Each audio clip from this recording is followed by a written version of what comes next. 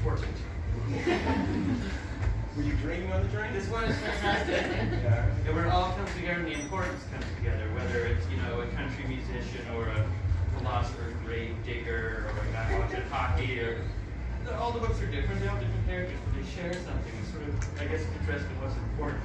There was a few things. In this world, of complete chaos, we can't control anything. But we just try to live the best we can. That's important. Or find the PP11, hold on to them. That's important. Or most importantly, just listen to the music. And I realize that's the greatest, and this is the ultimate great book. This book's important, and you haven't bought one, buy one. Or buy another, because it's important. Here's Ray. That's good.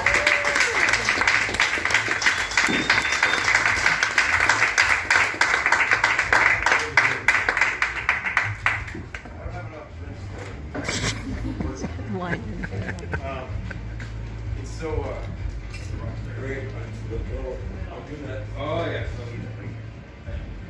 Oh, yeah. All these years of watching dance.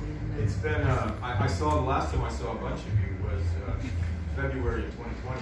When we launched, when I wisely launched not one, but two books in 2020. There was a pandemic then. But I remember seeing some of you there and thinking I'd see you. And I haven't seen people, and I'm not really a people person, but it's really nice to see people out, and not just out, but close. I mean, how uncool is that? That's so uncool. It's really cool. It's really cool. And you could have gone and seen Elton John. The other thing is that Tim, what a wonderful introduction, and Tim and Randy are one of the dedicatees to the book. My friend Patty was here, and but I just want to say too, I feel really lucky I have such cool friends like Tim and Randy, and the other people who aren't fucking here, and I'm not gonna thank now. So, yeah, I thought for sure I could get neutered, like who's fucking name?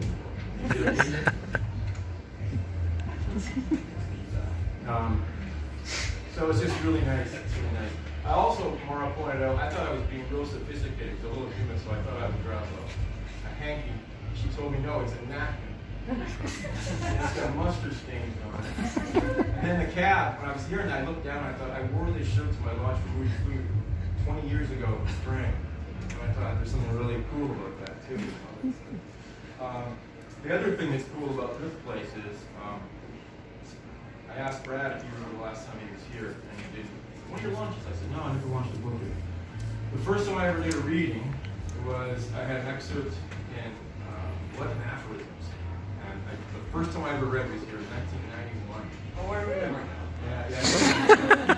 The first time I read anywhere, because I wasn't a Boston student. And so I remember, and Brad was here, Mara was here, and they're both here. And it was fun. We were looking for a cab, and remembered that we used to, maybe this is an after part of the story. But anyway, we used to always get a cab from wherever Mara and I lived, and Brad come over, and we used to take a cab and do the not.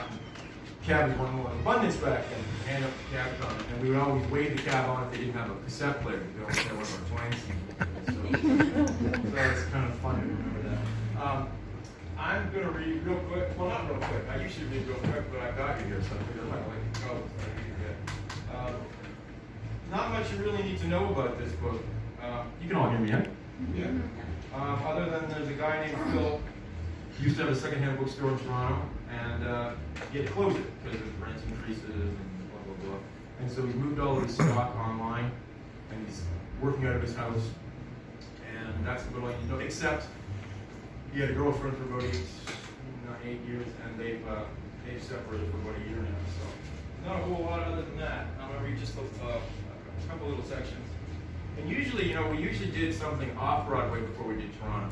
Simply, we always did like Ottawa or somewhere. If we fucked up, it didn't matter. So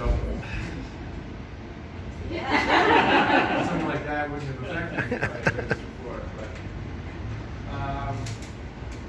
I had picked out stuff to read, and then when I was practicing it today, I thought I want to read the first paragraph, which really doesn't really fit really well, but I just like the way it sounds. And I remember when I started this book, how I knew it was a novel with the first sentence because it had a music to it. So that's always the thing. So this is Brick and mortar, horse and buggy, say hello to tomorrow today. But I'm down. I'm not out. Not yet anyway.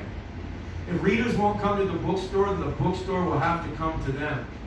A virtual bookstore with 10,000 or so more than virtual books, as well as full-on, full-time partnership with abooks.com. The very sort of e-commerce marketplace is one of several reasons why I'm in the position I'm in now. I miss having somewhere to go every day, people to talk to once in a while. But on the other hand, it's nice not to have to wear pants to work if you don't feel like it. Or a mask. You win some, you lose some. It's how you keep score that counts. So here's where I thought we would begin. So this is just a bit of a background to Phil. What's going on in his life. Talking about his girlfriend and separated, or we'll talk about it. After we split, I'd work all day, eat whatever takeout I picked up on the way home, and get stoned and listen to Grateful Dead before falling asleep in bed watching YouTube videos on my laptop. It's easy to get lost when you haven't got anywhere else to go. When there wasn't any her and me any longer, only me, I realized I really didn't have anyone to talk to anymore. Life is mostly just a bunch of things that happen or don't, but a good story makes up for it. Reality is just the rough draft. And a story needs not only a teller, but a listener. Not that I know this much. Aided by just enough red wine and a great big fatty, and one of Jerry Garcia's winding, probing, silky guitar solos circa, say, 1973, sweet and sour Satori with a wah-wah pedal thrown in to seal the deal. Being able to actually experience what you previously only been able to read about, mystical poetry, made up for not having somebody to share a pizza with, or to sit beside at the movies. Warm oneness with the coldly indifferent universe. Individual consciousness solemnly merged with a great big cosmic belly laugh. Maybe not quite William Blake's world in a grain of sand, but certainly a decent-sized portion of that same shimmering world contained in a sustained E-chord. In comparison, being by myself or not didn't seem like such a big deal. Even when the world was in full-on COVID-19 lockdown, except for a chronic shortage of toilet paper and having to stay in line at the liquor store or at Loblaws, I can't say it made that much of a difference in my day-to-day life. It turned out that I've been practicing social distancing long before the government told us it was a good idea. I didn't do much dating after Debbie and I broke up. Or any, actually. I wasn't celibate, but what few next mornings there were never turned into anything more. And then there weren't even any more next mornings. Sometimes I felt like even though all things considered I had a pretty nice life, it might be even nicer if I had someone to share it with. But then you get busy at the store, or you're not busy working, you're dealing with sundry this and that connected to selling your mother's house and easing her into a new retirement community, or Canada Revenue decides to audit your already struggling business, or like a lot of things, being alone wasn't a decision. It just happened. When I had to shut down the shop because even before COVID, sales had been declining for years, and I couldn't afford another Toronto real estate rent hike, that was something else that happened. Thankfully, the house is mortgage-free, and the wine I drink is cheap, and I can't recall having bought a new shirt or a pair of shoes since mullets with a haircut du jour. Between having to close down and box up and move several thousand books and needing to think about things I never had to think about before, like venturing into the world of virtual retail, I didn't have as much time to puff away the night and ponder the infinite. And what do you know? Not only was I reminded that there wasn't anyone in my life I could have a conversation with, other than people I was biologically related to, or ex-customers, or a handful of neighborhood immersions. It also turns out I was tired of listening to all Jerry Garcia all the time. Jerry was still Jerry, the dead were still the dead, but even the sublime can become sane. I also suspected I might be smoking too much pot. I even drew up a list of pros and cons. As might be expected, the con side of the page filled up rather quickly. The pro side of the page was slight by comparison. I like to get high. So I made a decision. Less pot and less dead, more red wine and more reading. More specifically, I've decided to teach myself 2,500 years of Western philosophy. All of the most important thinkers, the greatest hits of intellectual history. Like a lot of people on the other side of the middle age, I've come to realize relatively late in the game that I've been so busy living, I tended to neglect my life. I went to work immediately after high school, a stock boy at Kohl's bookstore, Partly because I never enjoyed sitting in the classroom all day listening to someone else talk. Partly because having a full-time job meant I could move out of my parents' house in Etobicoke to my own place in Toronto. It worked out. I don't have any regrets. Went from a stock boy to sales staff to my first job working for an antiquarian bookseller to one secondhand bookstore to another, and to my own shop, and K. Sarah Sarah, where did all the decades go? But if 70-something is my approximate expiration midnight, thanks for being born, Phil, and good night, and please turn out the lights on your way out. My metaphorical mortality clock is coming up fast around 10 p.m.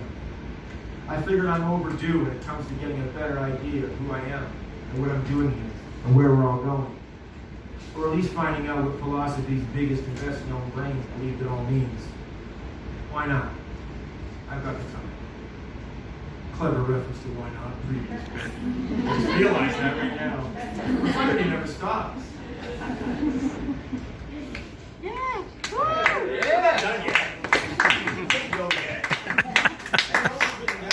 felt like there's so much more to this one. I was supposed to offend a bunch of people, aren't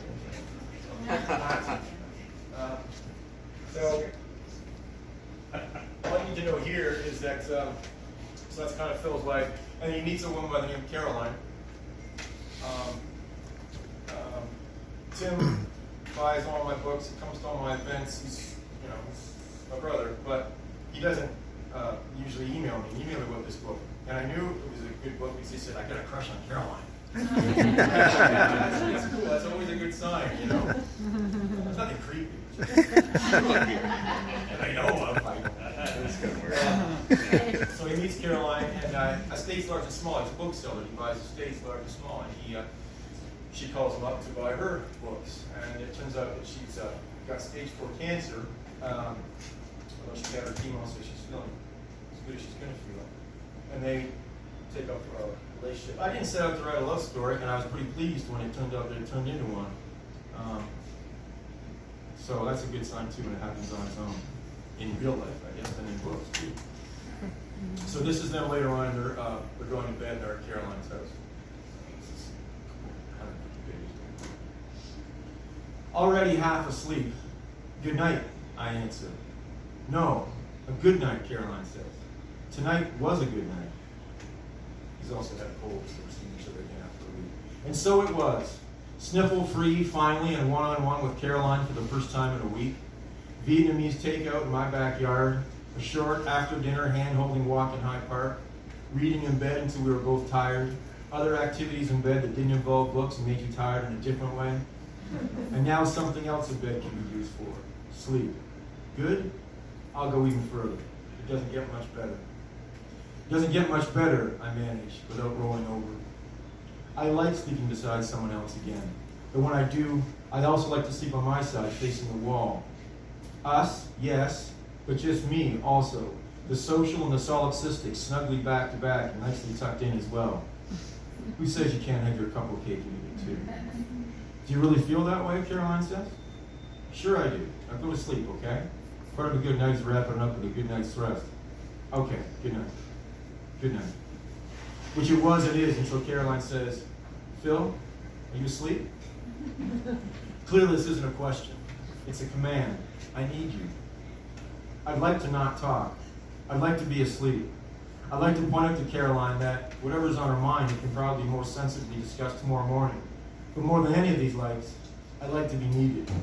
Right, Caroline? If you stay up late and are tired the next day, you can always take a nap. You need someone else to need you, for someone to need you. What's going on, I say, sitting up. This sounds like a vertical rather than a horizontal conversation. Caroline apparently doesn't concur, stays flat on her back, head still on the pillow. It's too dark to tell if her eyes are open. I think I figured out a way to deal with this, she says. There's no need to clarify what this means. I only wonder if now is when and where everything changes.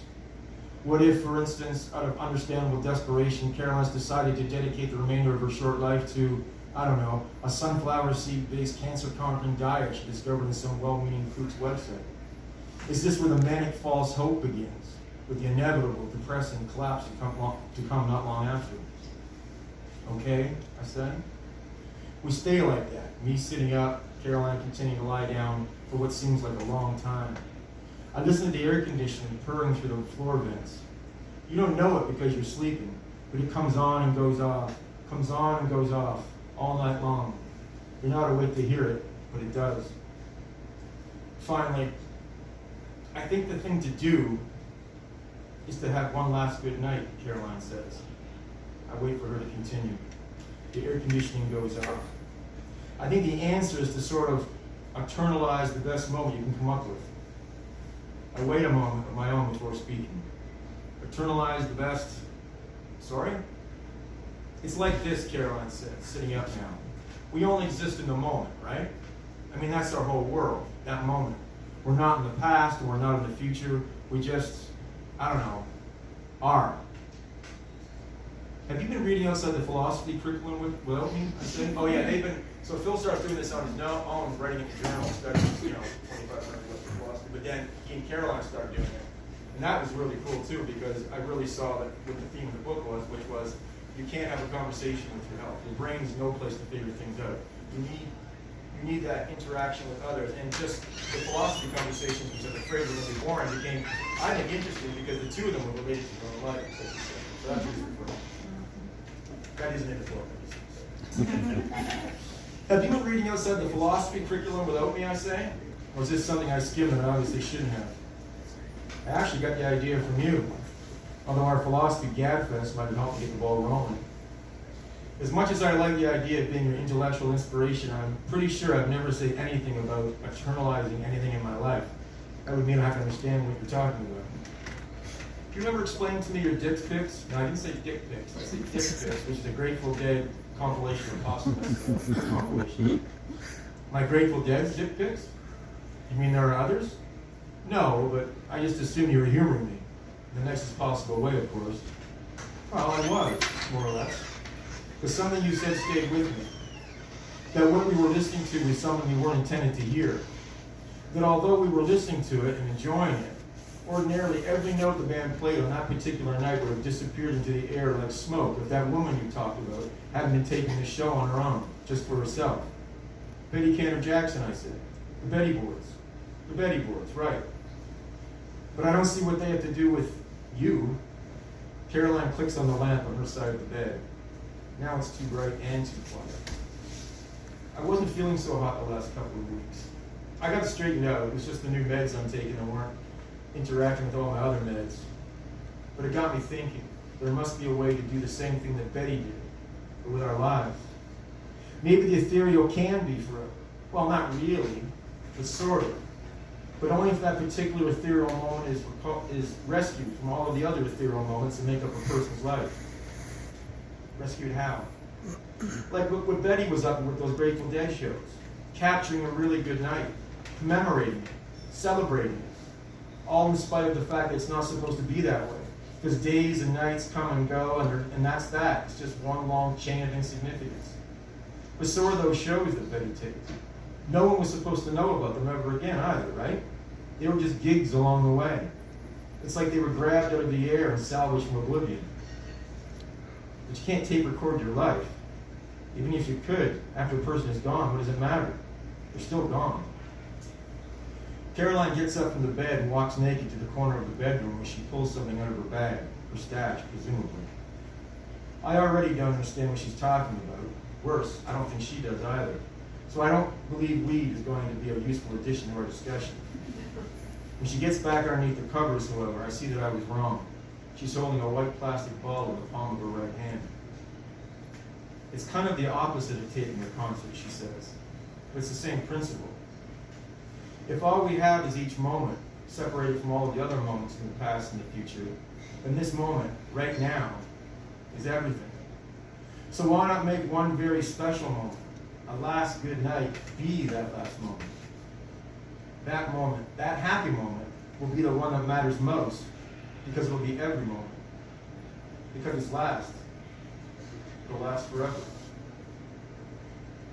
I still don't really follow you, but even if you could manufacture this last good night you're talking about and make it, I don't know, privileged somehow, how can you be sure that it is the last one? That's life, isn't it? You never know for sure what's going to happen from one moment to the next. Caroline opens the hand with the bottle in it. Not if you make sure there aren't any more moments, she says. We both look at the bottle. What are they, I said. Pills? A liquid. It's a little bitter, apparently, so you mix it with something sweet. And there's something else you take beforehand to combat any nausea. But what it really is just something that will painlessly make sure that I get to experience what I want to experience and nothing more. One last good night. And then she shuts her hand and the bottle disappears. I rest my head back on the pillow. There's the air conditioning back on. Good. Caroline snuggles down with her cheek resting on my bare chest. Am I scaring you, she says.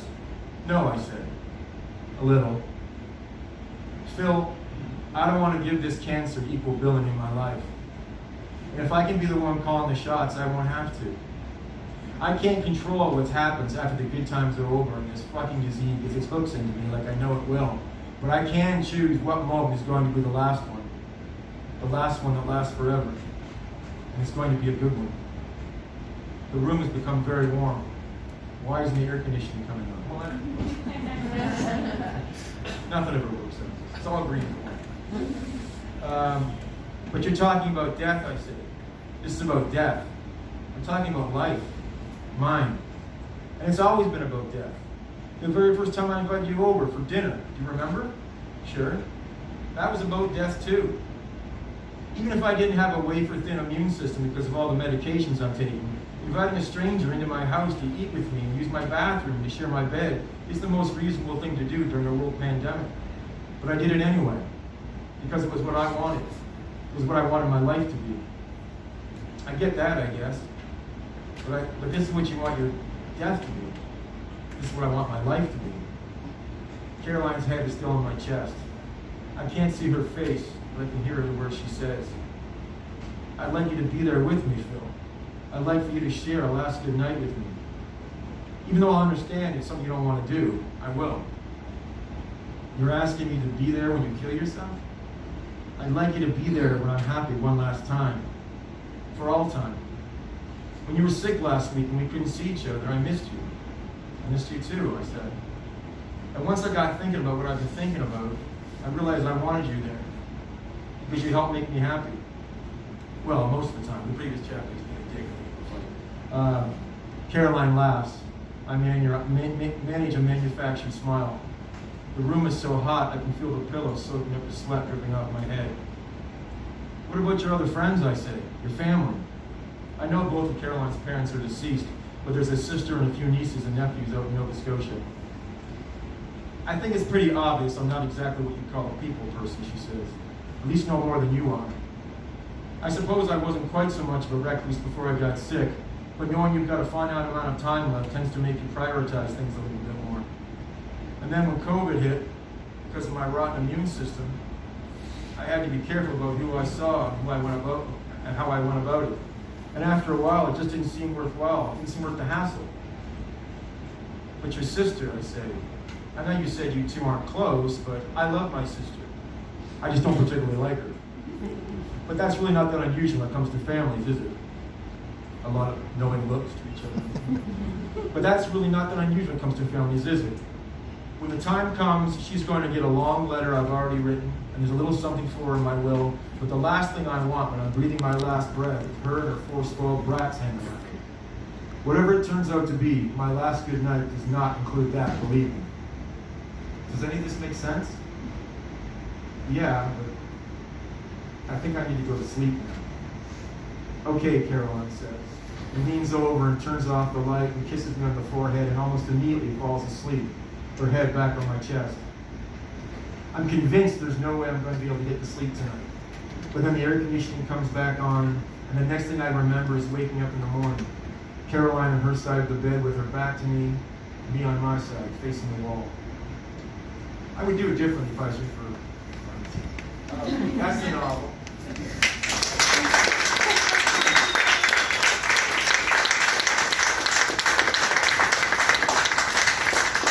The entree. A little aperitif. 2 minutes, if you will. I mentioned, like a lot of people, I had books come out during the lockdown, so I couldn't do anything with them, and so we had a little thing for the haiku book.